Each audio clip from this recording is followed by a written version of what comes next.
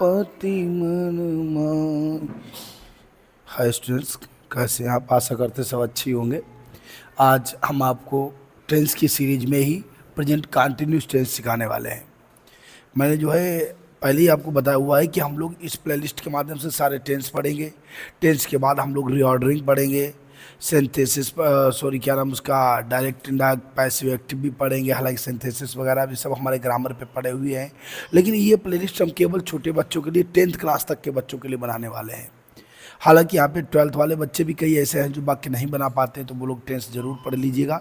Otherwise जो है छोटे बच्चों के लिए 10th क्लास 9th के लिए, इन लोगों के लिए बहुत ज़्यादा इंपॉर्टेंट है, क्योंकि अब 10th में जो ऑब्जेक्टिव क्वेश्चन आते हैं वो टेंस से पूछे जाते हैं। तो टेंस आपको आने चाहिए। तो बस स्टार्टिंग हमारी चल रही है प्रेजेंट कंटिन्यूस टेंस। हम एक्स्ट्रा कुछ नहीं बढ़ाएंगे, जो आपको जरूरत है केवल उतना ही सिखाएंगे, ठीक है।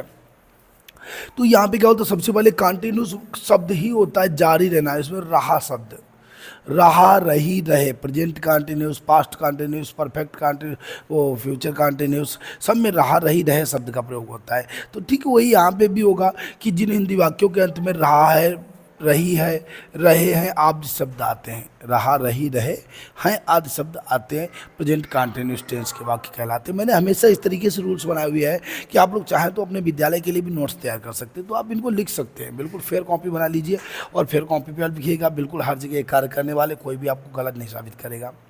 तो इसमें क्या होता है कि इसका पहला रूल होता है, रूल नंबर 1, अफर्मेटिव सेंटेंस साधारण वाक्यों में। तो साधारण वाक्यों में क्या होता है आप खूब जानते हैं, तो सरल सिंपल सेंटेंस होता है। तो जो एक वचन करता है सिंगुलर होता है, वहाँ पे इज लगाते हैं। बहुवचन प्लूरल होता है, वहाँ पे आर लगाते हैं और आई के साथ एम का प्रयोग करते हैं। यहाँ पे आई के साथ एम का प्रयोग होता है। अच्छा, कभी कभी अक्सर लोग आपसे पूछ देते हैं कि आई के साथ लगाते तो सीधे बाजे, लेकिन फिर बर का प्रयोग कब करते हैं? तो बर का प्रयोग जब करते हैं जहाँ पर कोई कंडीशन होती है, अर्थ कि मुझे लगता है मुझे वहाँ जाना पड़ेगा, ठीक है। या कहने का मतलब कि काश मैं वहाँ होता तो ऐसा हो जाता। If I were there I would fall you, जो भी कर लेता, ठीक है, कैच यू, तो जो भी होता है, यानी आई वर देयर, मैं वहाँ होता, जहाँ पे संभावना व्यक्त की जाती है तो वहाँ पे बर का प्रयोग होता है आई के साथ में। तो यहाँ पे क्या है, आई के साथ क्या होता है, बाज का प्रयोग साधारण वाक्यों में एक वचन करता ही, सी, इट, नेम के साथ होता है इज। बहुवचन करता बी, यू, दे के साथ होता है आर, और आई के साथ एम का प्रयोग करते हैं। अच्छा, जहाँ पर भी कंटिन्यू शब्द होता है तो वहाँ पे हमेशा इंग फॉर्म का प्रयोग होता है। रहा शब्द होता है, अगर प्रेजेंट है तो रहा है, पास्ट है तो रहा था, और फ्यूचर है तो रहा होगा, ठीक है। गागी ये फ्यूचर में चलता है। फिर इसका रूल्स जब आप लिखेंगे तो subject plus is am are plus ing form of M V plus object, ये हमारा इसका रूल्स हो जाएगा। क्या है वाक्य? अब देखिए इसके सेंटेंस बनाते, रूल पे आधारित सेंटेंस बनाएंगे। जैसे राम गाना गा रहा है, तो कैसे, सबसे पहले हमने तरीका आपको हमेशा बताया है कि राम हो गया, फिर हेल्पिंग वर्ब इज हो गया, फिर तुरंत वर्ब पे आ जाओ तब ये वाला लगाया करो। तो कैसे बनाएंगे, Ram is singing uh song, Ram is singing a song, Ram गाना गा रहा है, ठीक है। दूसरा वाक्य, गाय दूध दे रही है, तो द काऊ इज। अब तुरंत हम लोग सबसे पहले ये, फिर इजेमार, फिर ये, और तब ऑब्जेक्ट लगाते हैं। तो ये हेल्पिंग वर्ब हो गई, सब्जेक्ट वर्ब ऑब्जेक्ट, ठीक है। काऊ इज गिविंग मिल्क, गाय दूध दे रही है, काउ इज गिविंग मिल्क हो गया। बे पतंग खरीद रहे हैं, तो बे की क्या हो गई, दे हो गई। आर वाइंग, बाई माने खरीदना, they are buying the kite, they are buying the kite, बे पतंग खरीद रहे हैं, ठीक है। नौकर कमरा साफ कर रहा है, तो नौकर तो एक वचन है, तो यहाँ पे बे क्या है, बहुवचन था तो हमने आर लगा दिया। अगर एक वचन हो गया तो जैसे खाऊ एक वचन है, नाम किसी का भी हो, राम एक वचन तो ईज लगा दिया, नौकर एक वचन तो क्या हो जाएगा, ईज हो जाएगा। Servant is washing the clothes. अगर आप अपने फेयर कॉपी तैयार कर रहे हैं तो आप एग्जाम्पल जरूर लिखिएगा, नहीं तो वैसे भी कॉपी लेकर के बैठा करो। छोटे बच्चों के लिए तो खास होता है कि आप लोग जब सीख के साथ में ही चला करो, ठीक है। Servant is washing the clothes, ठीक है।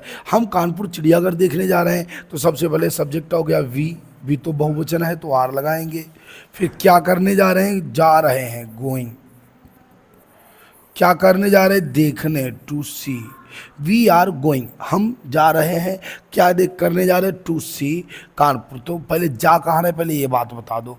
तो we are going to Kanpur. कहाँ जा रहे हैं? कानपुर जा रहे हैं। अब क्या करने जा रहे हैं? तो टू सी द जू। जू माने चिड़ियाघर।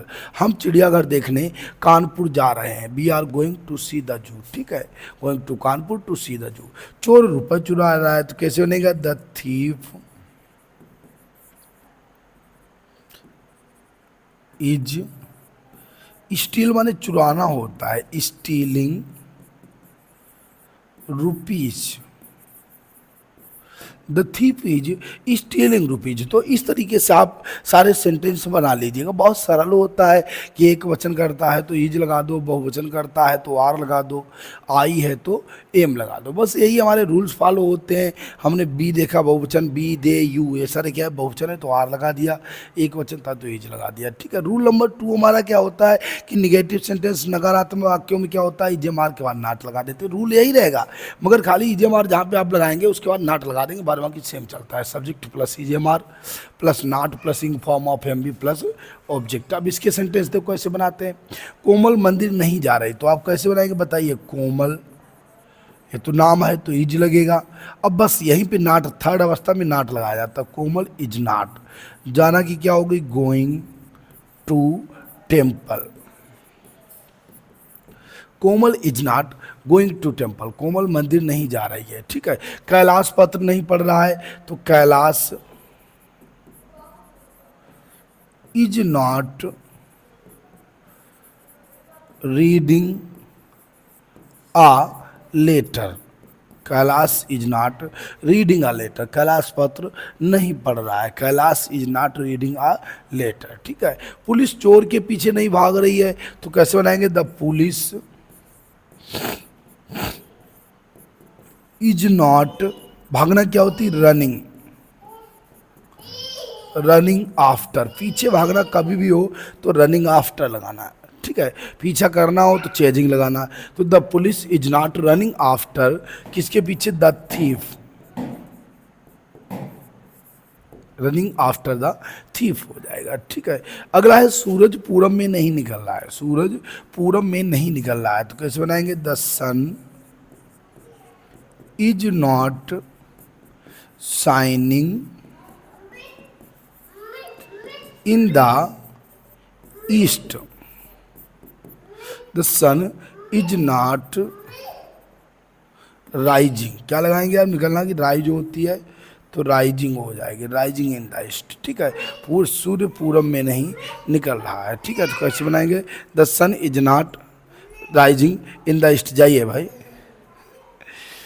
अगला है वे इतिहास नहीं पढ़ रहे हैं, तो कैसे बनाएंगे? दे आर, बहुवचन है आर लगाएंगे, नॉट।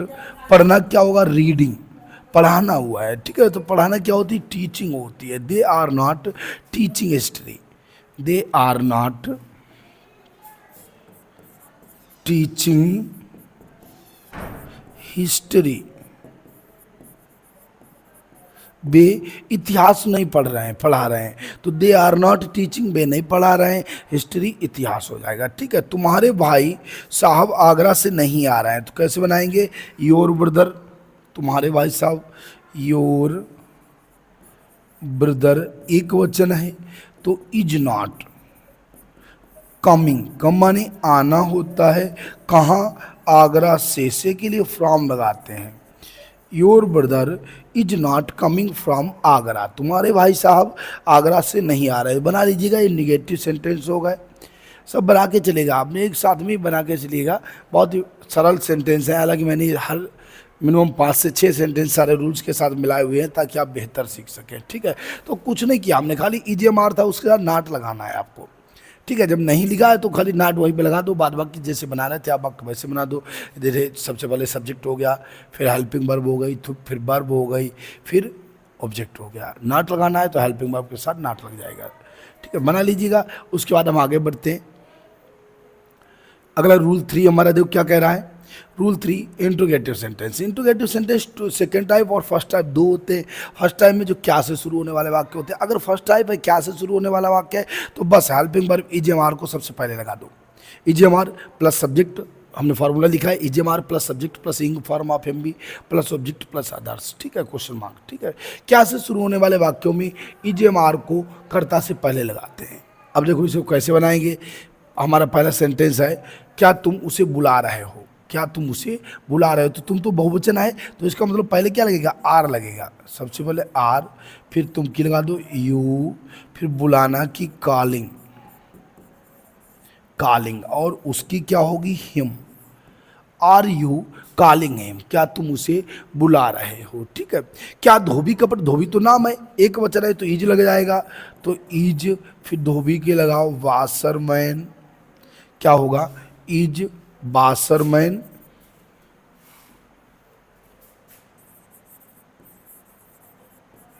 वाशरमैन। धोना की क्या होगा washing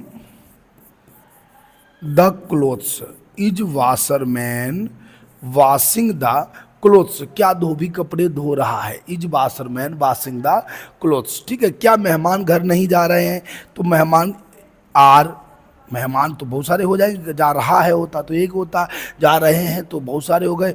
are the guest, guest not going to home, are the guest not going to home, क्या मेहमान घर पर नहीं जा रहे हैं, are the guest not going to home, ठीक है, are the guest not going to home. अच्छा फिर एक माता जी, माता जी फिर एक वचन हो गया, तो इज मदर लर्निंग, लर्न माने याद करना, लर्निंग दी वर्सेज, वर्सेज चौपाई, is mother learning the verses, दोहा या चौपाई हो जाता है वर्सेज, ठीक है, या चौपाई लिख देना कोई दिक्कत नहीं।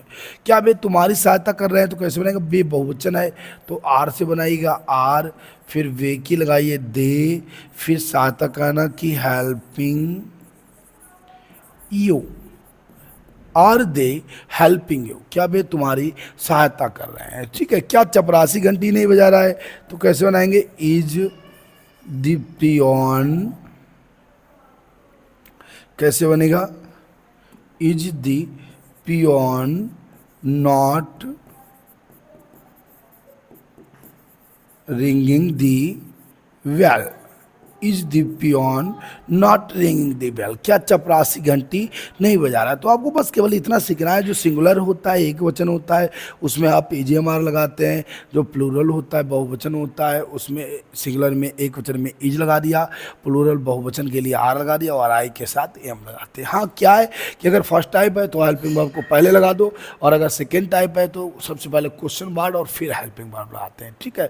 ये नोट कर लीजिएगा। इसके बाद हम आगे बढ़ते, लास्ट पॉइंट हमारा बचा हुआ है, देख लीजिए इसको एक बार।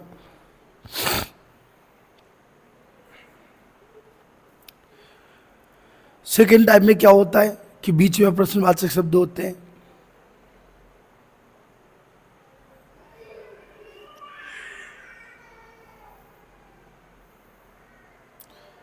सेकेंड टाइप में क्या होता है, बीच में प्रश्नवाचक शब्द जब आते हैं तो वहाँ पे कब कहाँ क्यों से क्यों कैसे कितना अगर आता है तो सबसे पहले उन शब्दों की अंग्रेजी लिखते हैं, उसके बाद ईजीएमआर फिर सब्जेक्ट, बाद बाकी सेम रूल होता है।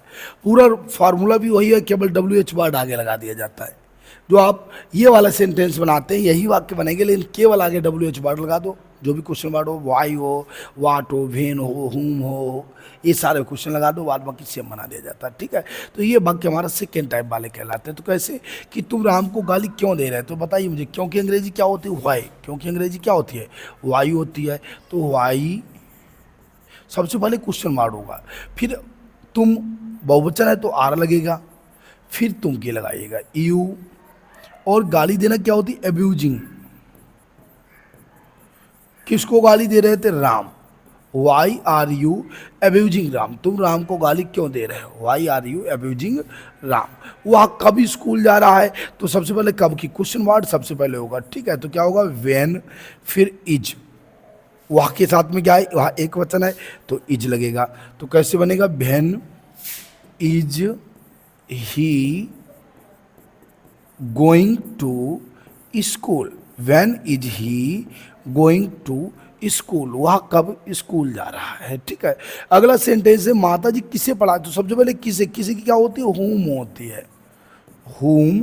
फिर एक वचन है माता जी, तो whom is कैसे बनाएंगे आप, माता जी किसे पढ़ा रही हैं तो कैसे बनेगा, whom is mother teaching, whom is mother teaching। तो कैसे, तुम राम को गाली क्यों दे रहे हो, why are you abusing Ram, why school कब जा रहा है, तो when, सबसे पहले when हो गया, when is he going to school। माता जी किसे पढ़ा रही हैं तो whom is mother teaching हो जाएगा। ठीक है, अगला है वे प्रतिदिन कितना काम कर रहे हैं। तो कितना काम की क्या होती है, हाउ मच वर्क। कैसे होता है, हाउ मच वर्क। अब कर रहे हैं तो आर दे, वे की क्या होगी, दे। करना की डूइंग, और प्रतिदिन की how much work are they doing, और प्रतिदिन की daily, how much work are they doing daily. वे प्रतिदिन, प्रति कितना, कितना की दो मीनिंग होती है, हाउ मच, हाउ मैनी। जहाँ पर गिनने वाली वस्तुएं होती हैं, जैसे 2 आम, 3 आम, 4 आम। अगर तौलने वाली बात है तो किलो के लिए जैसे क्या लगाते हैं, हाउ मच लगाते हैं। और अगर गिनना है या अगर नापना है तब भी हाउ मच लगाएंगे।